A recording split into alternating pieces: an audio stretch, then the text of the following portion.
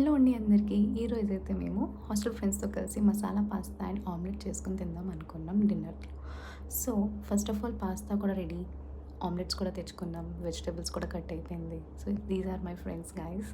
And next పాస్తాని మేము first salt and కొంచెం ఆయిల్ వాటర్ వేసుకొని బాయిల్ చేసుకున్నాం.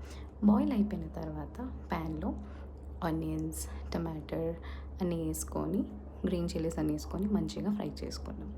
లిటరల్లీ అది ఎంత బాగా ఫ్రై అయితే అంత బాగుంటుంది. Literally I really love cooking. నాకైతే కుకింగ్ అంటే చాలా ఇష్టం. నేను ఎంజాయ్ చేస్తాను. సో, నెక్స్ట్ చూడండి.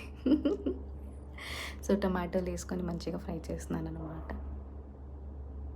అండ్ సింపుల్లీ చెప్పాలంటే అది చాలా ఈజీ. కొంచెం సాల్ట్ వేసుకొని దానికి మంచిగా పాస్తా వేసుకున్న తర్వాత దానికి మంచిగా రోస్ట్ చేసుకోవాలి. దాని తర్వాత last and but not the least Maggi masala వేయాలి.